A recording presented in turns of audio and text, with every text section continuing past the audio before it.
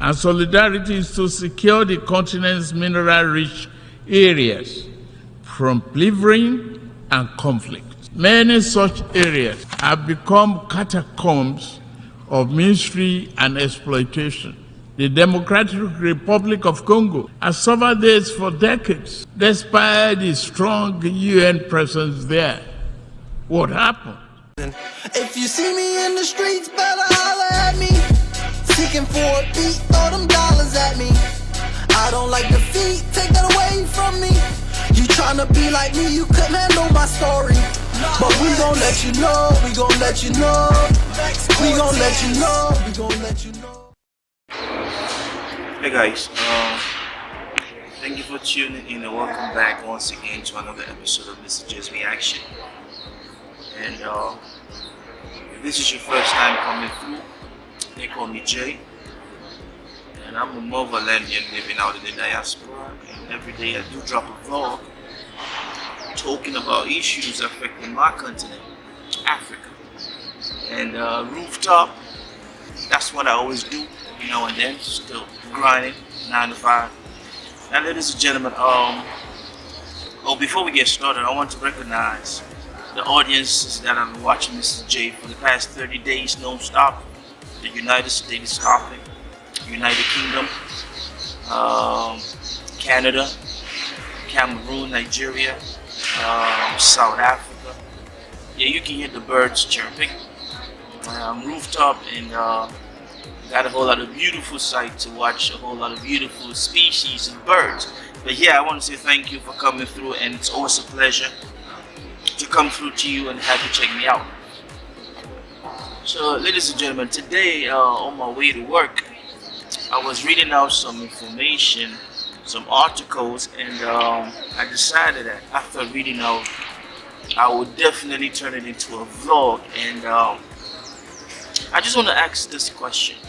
Do you know that wherever there is natural resources in abundance in Africa, there is civil war and civil unrest? Do you know that any country in Africa that has a whole lot of natural resources in abundance, that country has some form of civil unrest? Do you know that? And with this vlog, we are going to talk about that. And mind you, this is all about data and information that I read. So ladies and gentlemen, the UNGA, man, the United Nations General Assembly, the 78th session just finished a couple of weeks ago. And a whole lot of African presidents spoke, and they made speeches, and they gave speeches. And amongst these African leaders who spoke, man, it was His Excellency Tinubu of Nigeria. Now, yes, we know that he is the chairperson of ECOWAS, and they have been threatening military intervention to put back another puppet in place. But as I was listening through this man's speech today, it's a beautiful speech. Go listen to it. You might take out what you want to take from it, and you might dissect it. And we are going to be dissecting something he said. His Excellency Tinubu made a statement, and he said, The world economy owes the Republic of Congo much, but gives her very little. The mayhem visited on resource-rich areas does not respect national boundaries. Sudan, Mali, Burkina Faso, Central African Republic, and the list grow on and on and on. The problem also knocks at Nigeria's door. Foreign entities abated by local criminals who aspire to be petty warlords have drafted thousands of people into servitude to illegally mine gold and other resources. Billions of dollars meant to improve the nation's economy now fuel violent enterprises. If left unchecked, they will threaten peace and place national security at a grave danger. it seems as if wherever we have natural resources in Africa, that is where we have a whole lot of this stability. We have a whole lot of civil unrest. We have a whole lot of arms trading.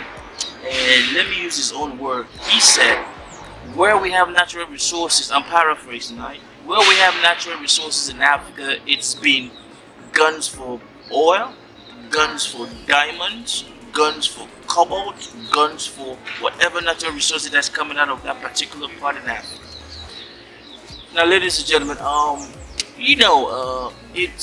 it's really sad to see that we come from a continent where we have a whole lot of natural resources that can actually make us way better than European countries. Africa has a whole lot of natural resources that can make Africa greater than the United States, way greater, if we know how to handle our natural resources. And it is rather unfortunate that although we have these natural resources, we are still poor. Although we have these natural resources, we still cannot handle and feed our citizens. I'm paraphrasing what the president of Nigeria said. And it dawned on me that when you take a look at Africa, when you look at countries like the Congos, when you look at countries like Sudan, when you look at countries like Nigeria, and you turn to see that some of these countries do have natural resources, and these particular places where these natural resources are located, there's always some kind of civil unrest. Now you ask yourself, why is it that African countries with a whole lot of resources cannot really make use of them? Now, ladies and gentlemen, I would say this. One of the greatest problems that is affecting African countries today is that of multinational corporations. One of the greatest issues that we are facing today in Africa is multinational corporations. Take, for example, we will talk about Nigeria. When you look at the part of Nigeria where oil is in abundance, you must have a couple of multinational companies trying to ensure that they have some kind of a bit of it.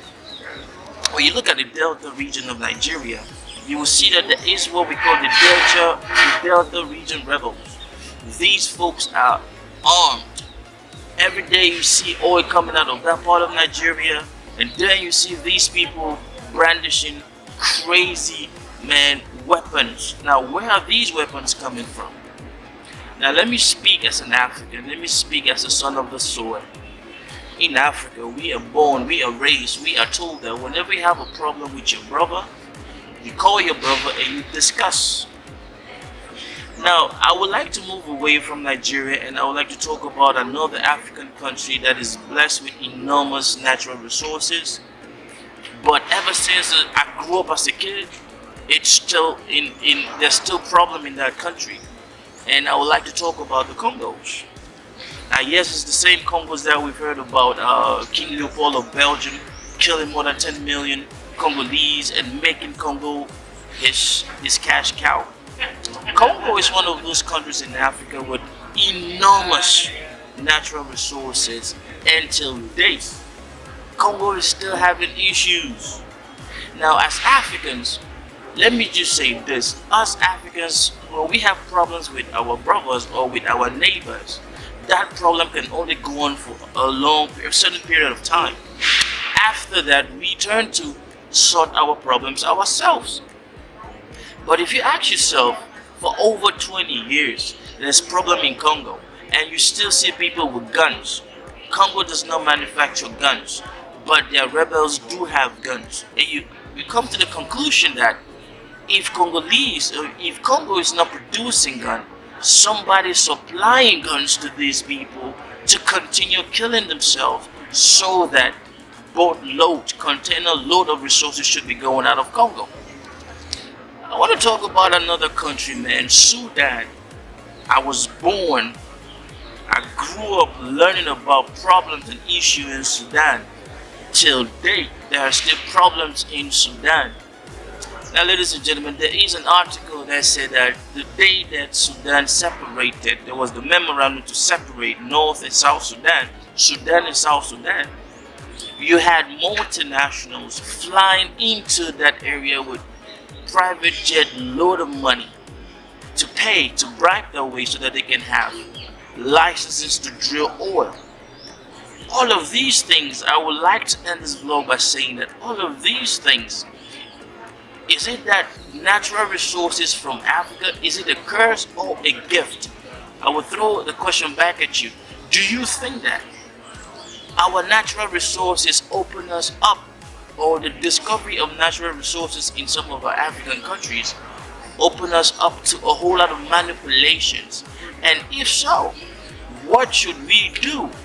What should every African country do with natural resources in their territory? How can they handle that? Now leave a comment, and then I hope you did hit that like button and share. Apologize for the noise on my rooftop, and everybody's just chilling because it's hot like hell. And leave a comment, and whatever you want Mr. G to talk about, let me know. Thank you for watching. Peace. Creation, reaction, God. Big up TRB family. Mr. J, I see you. I know some artists don't do this. God bless you and your family.